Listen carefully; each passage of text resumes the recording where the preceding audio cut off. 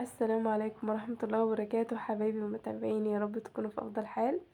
هنعمل مع بعض النهاردة كشري الحلة الواحدة. أسهل طريقة نعمل بيها الكشري ويطلع معانا مفلفل وكله مستوي وزي الفل. شايفين الجمال؟ أحلى من كده طبق كشري مفيش.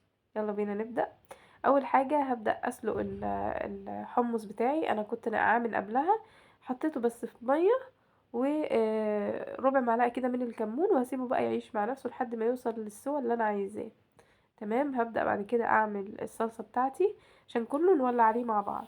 الصلصة بتاعتي نزلت بمعلقة حلوة كده من السمنة البلدي، ومعاها 4 فصوص من الثوم، ومعاهم بعد ما اخدوا لون ذهبي كده هنزل بمعلقة صلصة معلبة واديها تشويحة كده مع الثوم.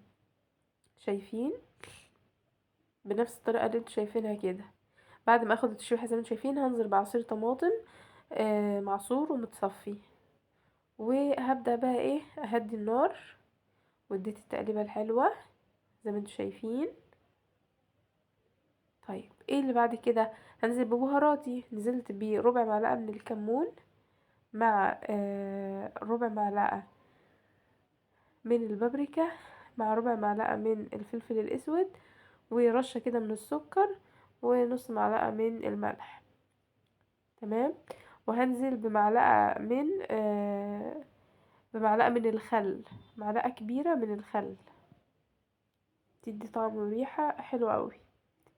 وبعد كده هسيبها على النار بقى، واغطي عليها تعيش مع نفسها لحد ما توصل للقوام اللي انا عايزاه. هاجي بقى للحلة الحلوة بتاعتي. نزلت بمعلقتين حلوين كده من السمنة البلدي، معاهم معلقتين من الزيت زي ما انتوا شايفين سخنوا. نزلت عليهم بالشعرية بتاعتي، وهبدأ احمرها لحد ما تاخد اللون الحلو معايا. شايفين؟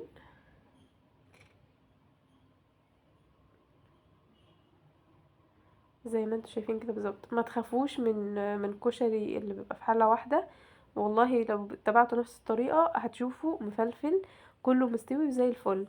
شايفين هنا بعد ما الشعرية اخدت اللون الحلو ده، نزلت بربع كيلو كده من الرز. كنت غسلاه وسبته لحد ما اتصفى تماما، وهبدأ اديله تقليبة. لازم بقى كل حاجة نضيفها نديها تقليبة بحيث نغلفها كويس بالمادة الدهنية زي ما انتوا شايفين كده. انا اديته هنا تقليبة كويسة قوي لما اطمنت ان هو يتغلف كويس قوي. وهكذا هنتعامل مع كل حاجة هننزل بيها. بعد كده العدس بتاعي كنت نقعاه برضو، ما غليتوش، انا كنت نقعاه.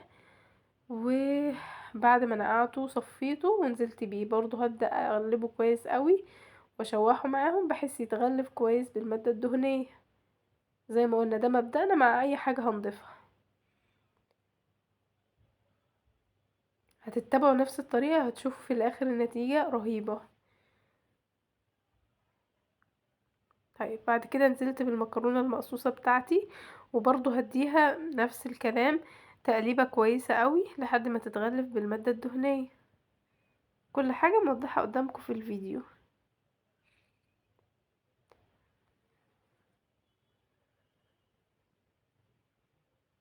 شايفين؟ حاجة كده روعة حقيقي. لو عملتوه بطريقتي مش هتندموا وهتكرروها كتير. حاجة في منتهى الجمال بجد. ريحته بتكون خطيرة خطيرة خطيرة، يعني حاجة فظيعة. هعمل معاكم كام تركاية هتودي الطعم والريحة في مكان تاني. نزلت هنا بأقل من ربع كده اسباجيتي، وكسرته على 3 زي ما انتوا شايفين. زي ما انتوا شايفين ونزلت بيهم، وهحاول كده تقليبة بسيطة، تقليبة بسيطة كده زي ما هو موضح قدامكم. يعني ما بدهولش الدنيا، اقلب بالراحة جدا، لان لو خدك العشم وانت بتتقلبي هتلاقيها بدأت تتنطور معاكي في كل حتة. فانا بقلب بالراحة قوي، واحدة واحدة. نزلت هنا بقى التركة الاولى؟ بفصين من التوم. لو التوم بتاعي كبير يبقى فص واحد، فصين من التوم. حلو. ونزلت بعد كده بالملح بتاعي. تمام.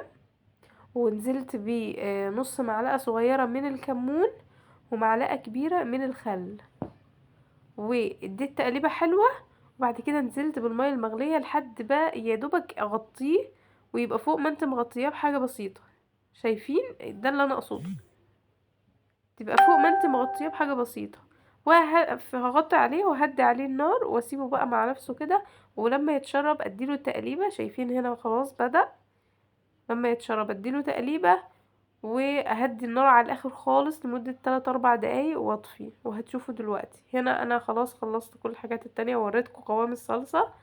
هبدأ اقطع البصل بتاعي التقلية، اقطعه جوليان زي ما انتم شايفين، وهبدأ افكك قطع البصل دي من بعض.